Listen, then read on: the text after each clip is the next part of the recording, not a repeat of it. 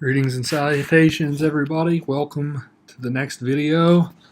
In this video, I'm going to show you how to use the WVU Library, effectively, to help you get started on your own research projects.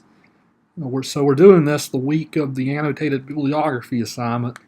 Originally, I was going to have you view one video, but I decided to make this into two videos.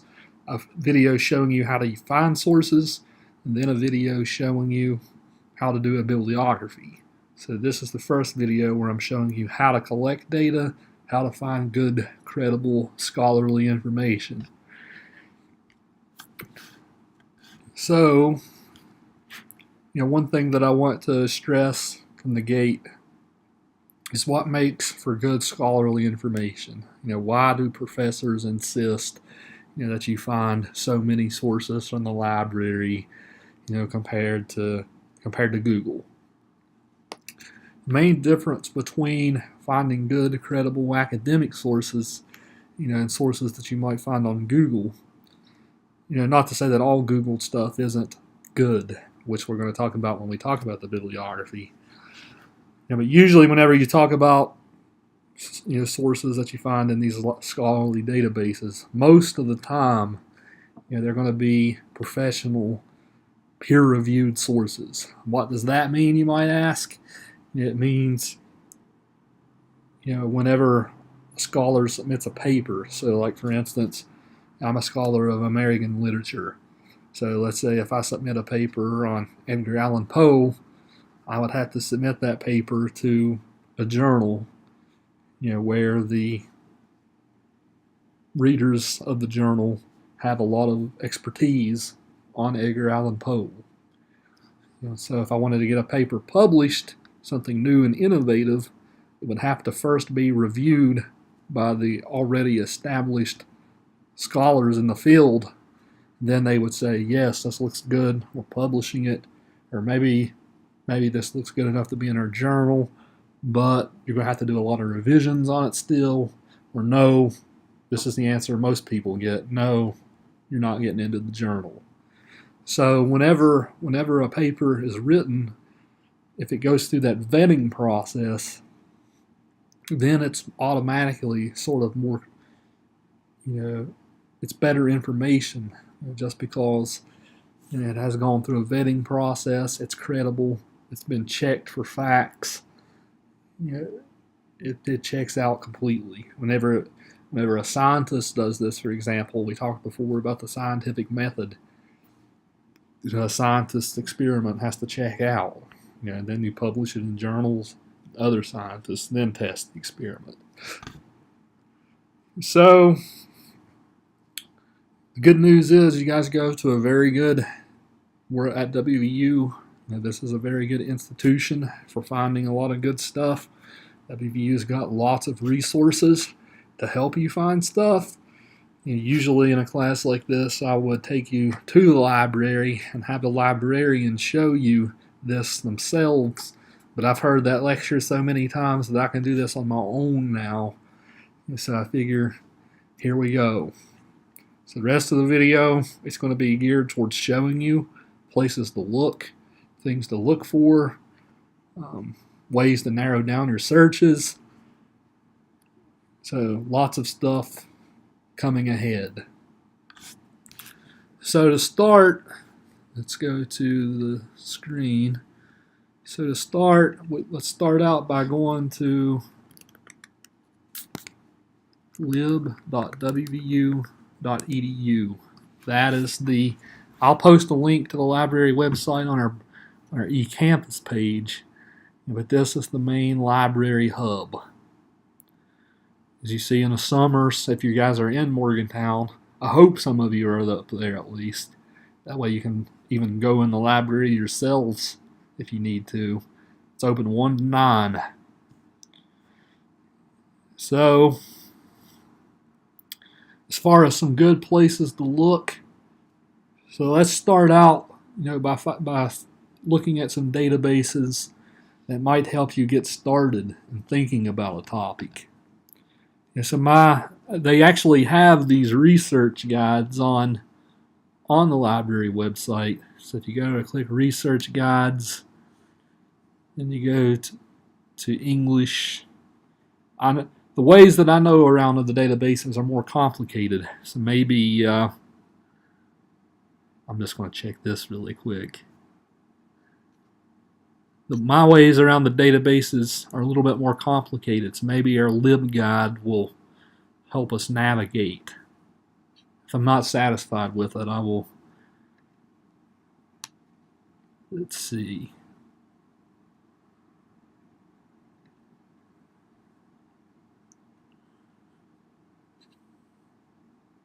So as I said in the last video, you want to first have at least an idea for a topic in mind. And then the library, this LibGuide, shows you a few nice places as for good places to start on your research journey. So the first one, the CQ Researcher, let's click that. I have to log in I'm not physically at WVU, so I have to log on with my credentials. So the good news is you can do that if you're taking this course online. Just as long as you enter your mix information in, you can access all these things from remotely. So the CQ Researcher page, it's basically a page, it's almost a technical writing page, where scholars take these very sort of complicated debates that are happening in our world right now, and they pretty much just write a report without interjecting themselves. It's just a pure sort of report about the topic. So let's see if we can find a good one to go over. As you see, it has a nice little list of categories as far as some good topics to look through. I usually like to go up top to the browse topics, and then whichever category you're most interested in. Let's click the U.S. presidency. So campaign finance. So you see lots of articles about that. Let me see if I can find a really good article that I'll like. Worker safety, should the government do more to punish violators? Let's look at this one. As you see, it has a nice sort of overview, lots of charts, lots of visual aids to sort of help you read through these, help you think through your topic. The good news is these are very thorough. It's a good source to start with. It helps you sort of start teasing out arguments on both sides.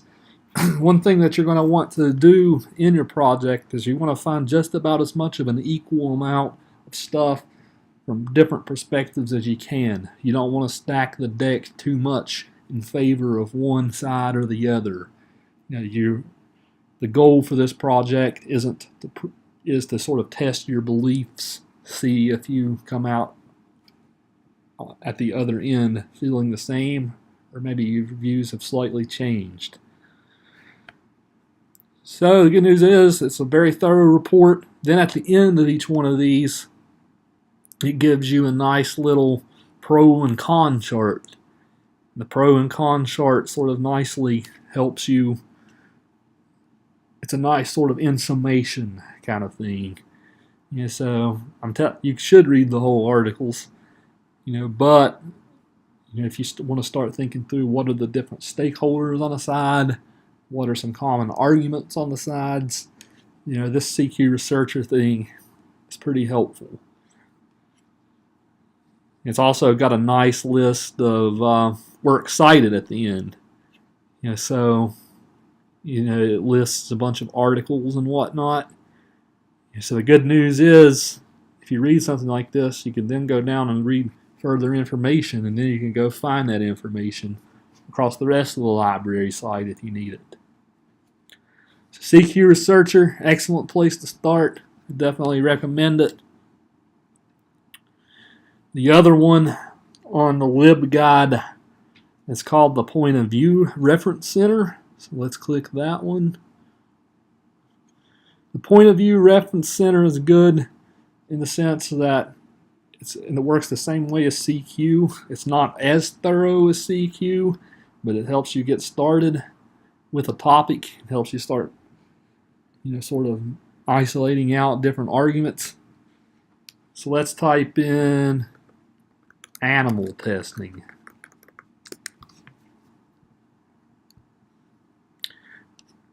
So as you see, whenever we're doing this, usually it helps us tease out all the different sides of the argument by giving us this point, counterpoint.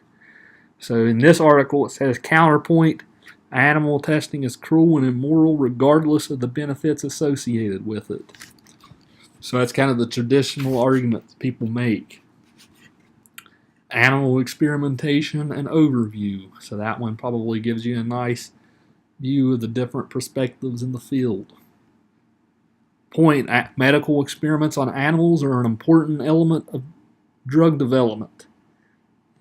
So that is a side you don't hear too much whenever you're doing a topic like this, but there you go.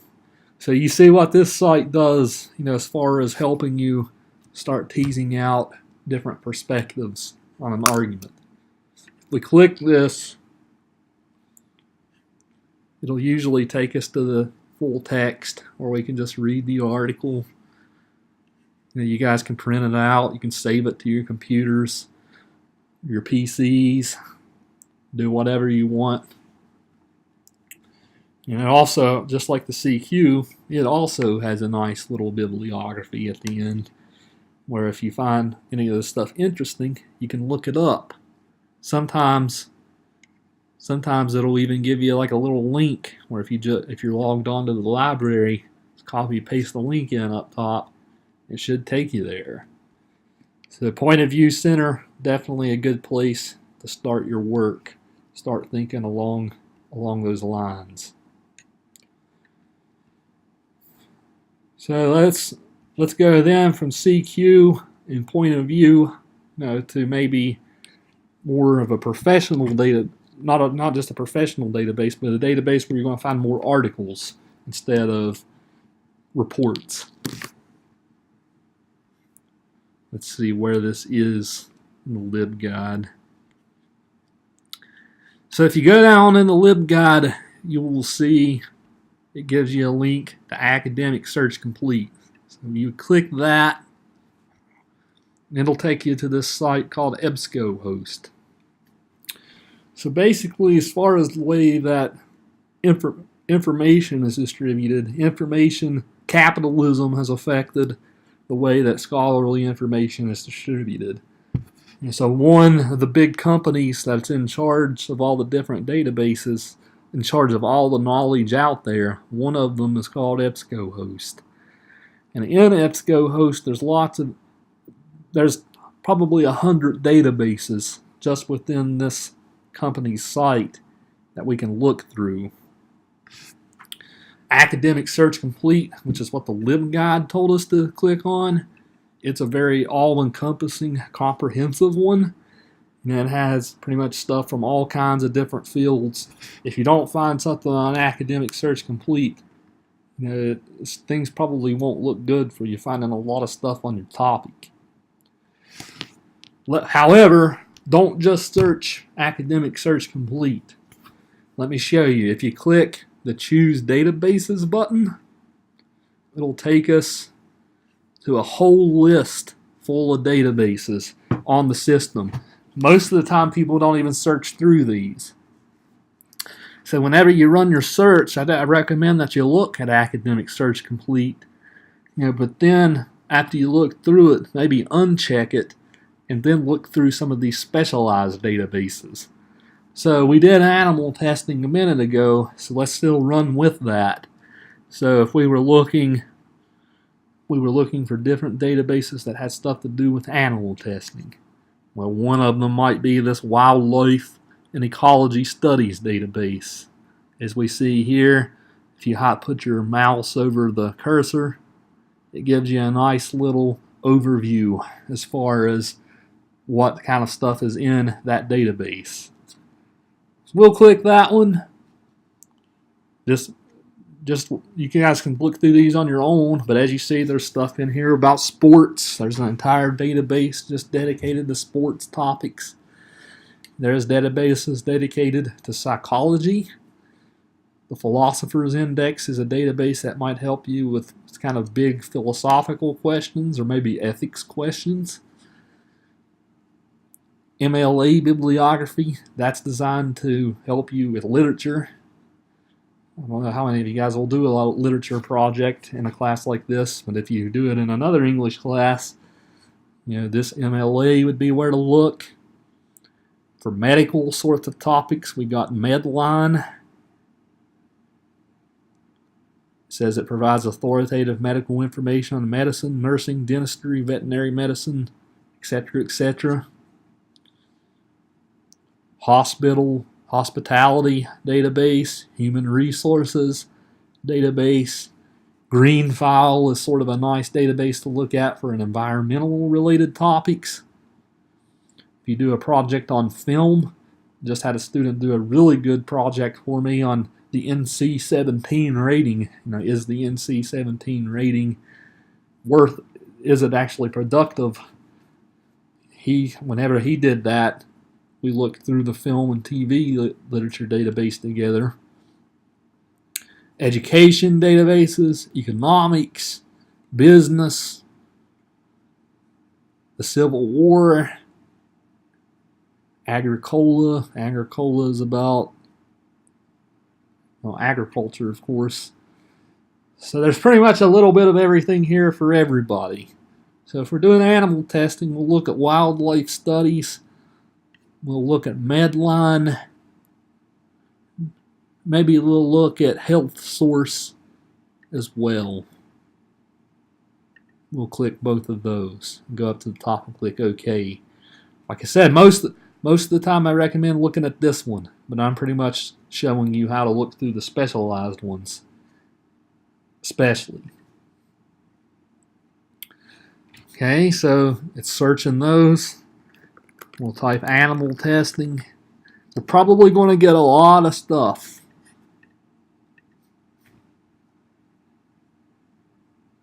$49,761 articles. Okay, so that's quite a bit of stuff. If we click this isn't even search and academic search complete. So if we click over here, it'll take you over to ways that you can limit your searches. We might look through it before we limit it, but we usually want information as current as we can get it. So we will say at least the last 15 years or so. So one way we can limit these search results is if we say, let's say 2005 to 2018. Well, that took us down to 34,000, so we trimmed a bit off. There's other ways you can do this. If you just want to look at academic journal articles, the articles that I told you have to go through a process to get approved. You can look through those. Of course, there's 33,000 of those here. There's magazines, if you just want to look at magazine articles, etc., etc. So usually, whenever you get, we'll scan through the first few results here. Usually, when you get a topic, you get this many results, you want to try to narrow your searches as much as you can. So we see state-of-the-art and non-animal approaches for skin sensitization training, from individual test methods towards testing strategies. Usually you sort of want to look at the name of the journals at where the thing has been published. And that's right here. Animal experimentation and alternatives, revealed preferences. E-cigarettes and the need and opportunities for alternatives to animal testing. We're kind of getting stuff all over the place. So let's maybe try to narrow our search terms down. So you can actually run as kind of an advanced search. If you click advanced search here, it gives you these ands in all capital letters. That helps you separate your search terms. It helps you search animal testing and something else. So let me show you another trick. So maybe you have a phrase like animal testing, but you would just want the database to especially look for the word testing. I don't know why we would want to do that in this case, but you can actually even put like a little bracket around testing, and it'll especially search for testing instead of animal testing together as a phrase.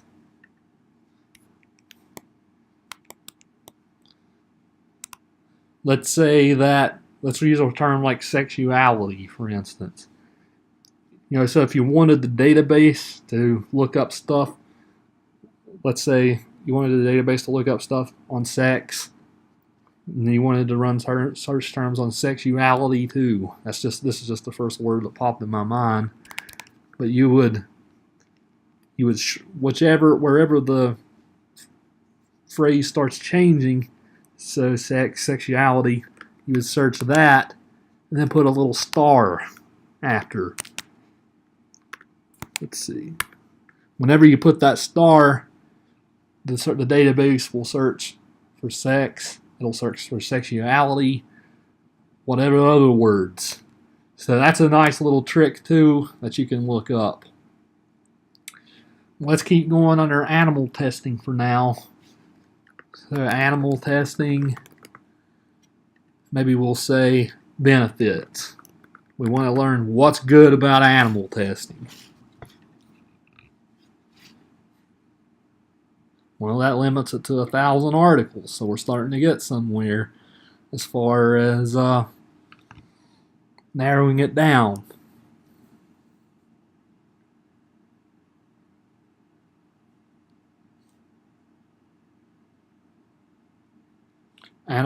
So let's say that one of the benefits might be economics. So maybe we can try another search term, economics. That took it down to 49 articles.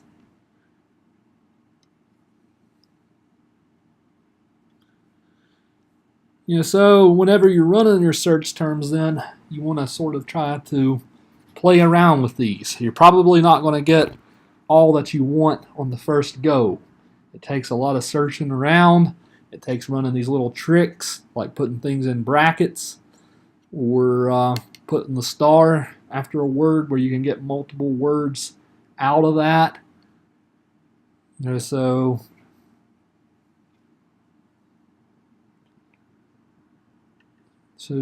play around with it. The textbook, Running Academic Conversations, just to give you an incentive to look through the book, it also has a nice chapter on this. So chapter 2, especially on page 12, it has lots of nice advice, as far as helping you think through keywords, playing around with your phrasing a bit.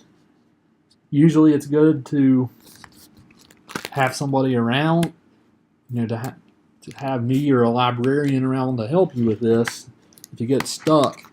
But it's a matter of playing with your phrasing, working through that. There's usually always I'm not sure where it is, just bear with me a second.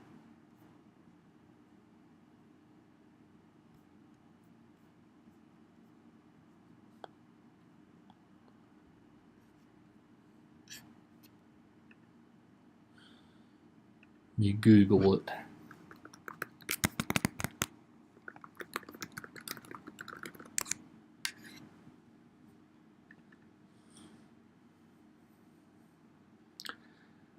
Yeah, so if the library is open during normal business hours, you can actually go to the library website there's a little window called Ask the Librarian. So if you run your searches during a time when the library is open, maybe you stumble a bit in trying to find some stuff. Maybe you want to have a librarian give you some ideas. Librarians are on this little window during their hours, so they will answer you, if you respond to them during those times.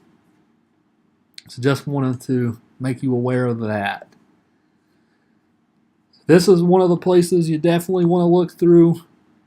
Between Academic Search Complete, between all these other databases, no matter what your topic is, you're probably going to find some stuff somewhere on this. It's an Ebscohost, definitely one of the places you want to look. Let me show you a couple of other things on the Ebscohost before I move on. So if we look up, let's see. Yeah, so if you go over to the side tab on Ebscohost, it might be up top, depending on what browser you're using, up in the top of the header. But you can actually create an account on Ebscohost. I think I'm bad. I don't even know if I have one. I should. I'm not sure what it is. But you can actually create an account on here. And then, let's say you find an article, you start running some searches, but you don't write it down or whatever. You can actually create the account. They don't spam you or anything. But you can actually create the account, and then let's say you wanted to look at it later. You can then add it to your folder. It probably isn't going to show me the button since I'm not logged into an account. That's something I wanted to make you aware of. If you do a search, create that account. That way you can sort through it later. You don't have to keep track of all this stuff as you're reading through it. So that is a piece of advice for you. So let's then look through a couple of other places that you should probably look through during your research journey. So the LibGuide mostly gives us Ebscohost, then it gives us books. There's a couple of other databases I want to show you that's not on the LibGuide. So if you go back to the main library webpage, lib.wvu.edu, click databases, then you can search through a few different databases based on their title. A couple that I recommend, if you click J, one of them is called JSTOR. JSTOR has pretty much all kinds of peer-reviewed articles. The only bad thing about JSTOR is they don't have anything that's newer than 3 years old. So keep that in mind if you find stuff on there. You're not going to find the most current, up-to-date information, especially if you're doing like a scientific topic or something like that. But if you're doing an age-old question topic, this database will usually help you more than it won't. So JSTOR, definitely a top place to look. If you go up and click P, you can also get to the point of view center this way rather than clicking the LibGuide if you so choose.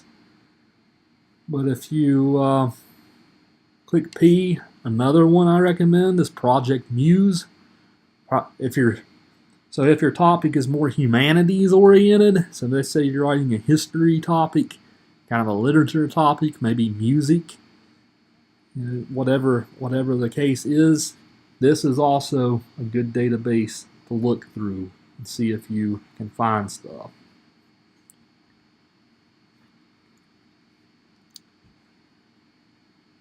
Then there's all kinds of others at your disposal too. There's a place where you can look through government documents. So it's just a matter of looking through this plethora of information available to you at your fingertips. One last thing, before I kind of just let you guys go off, and run these searches yourselves. So whenever you run a search, most of the time you're going to get a PDF full text that where you click it, it pretty much takes you to the article. Then you can download it to your computer, your tablet, whatever you're using. So most of the time everything will be nice and easy that way. However, if it's not always that easy, don't give up if you think the article might help you. So the fourth search term, it doesn't automatically have a PDF article readily available. Whoops. So over on the side, we have this Find It at WVU Libraries. So if you click that,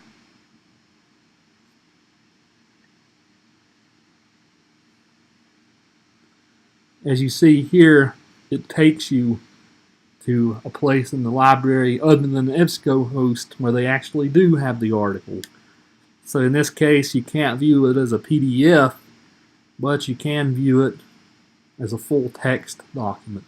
So you can read it even if you can't make it a PDF file yourself. Sometimes if you go to these full text sites, it will let you do it. You just have to look and see. So that is handy information to know. There's always the rare time too where when you do click the Find It button, I'll try to do this for you. But there's times where if you do click the Find It button, it's not always going to find it for you in there.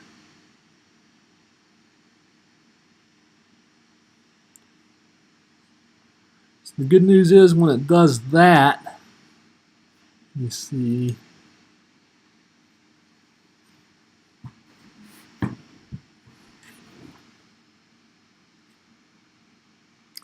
When it does that, what you do is you can request it through Interlibrary Loan. This is a service that WVU offers you as part of your tuition. You're paying money to use this service, so use it. So if you click Interlibrary Loan, it'll ask you to log on with your WVU credentials.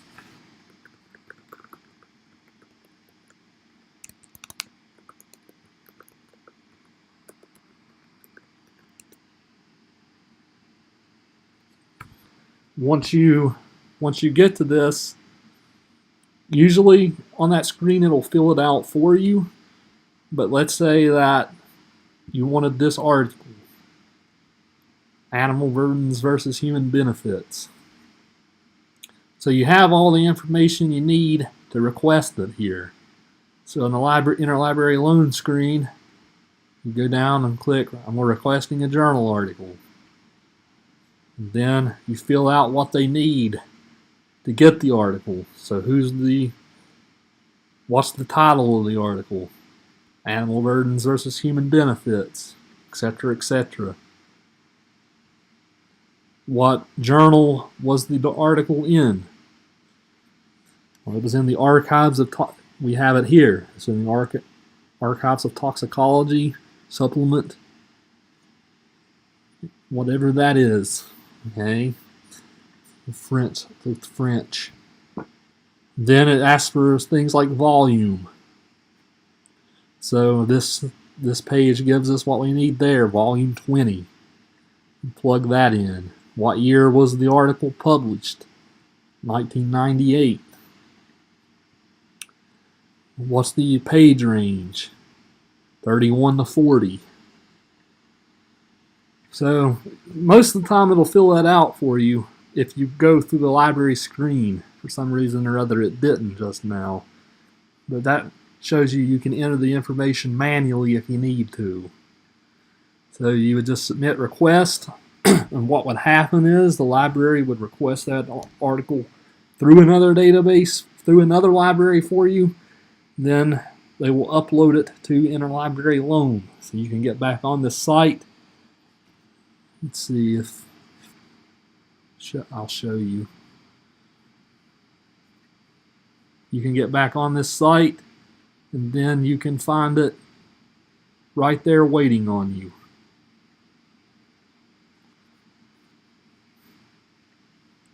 You can take my word for it. It'll be there if you get it that way. So just because you find an article that you can't get right away doesn't mean you won't get it. It usually takes the library about 24 hours or so. Maybe even just a normal work day. If you request the article at 9 a.m., they'll usually get something to you like 4 p.m. But never takes them long. So Interlibrary Loan, it's a service. It's provided to you. Use it. One last point I want to show you. I realize this is an online class, so some of you guys probably aren't physically on campus. I know that I'm not physically on campus at the moment. But books are usually also a good way of finding sources. A good source of sources, I should say. So the case is when Professor Yeager got all these journal articles, why would I want to use a book? The good news about books, even scholarly books, most of the time they're written for kind of a general audience in mind. So especially like, let's say if you're doing a scientific topic, books will probably help you more than the journal articles will, because it's not written in all that technical jargon. It's written with the needs of a very general audience in mind. With that said, too, if you get a book, I'm not an idiot. I know you're not going to read the whole book. Usually a good way to use books, usually if you find kind of a scholarly book, there's probably a chapter in that book that pertains to you more than all the other chapters even.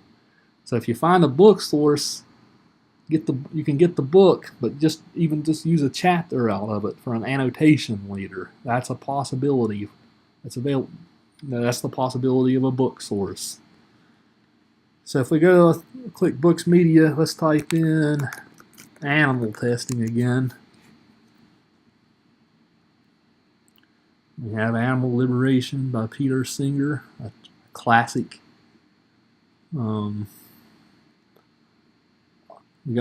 Sometimes you might get lucky. They might have the ebook version that you can read. Usually with ebooks, you can't download them to your computers. You have to view them on the library browsers or whatever. So sometimes you can download like 20 pages at a time or something. But ebooks are good, especially for those of us who aren't physically on campus. If you click the book, let's say that you're on campus, you say, well, animal rights and human morality, that sounds like a book for me. The WVU Library has it.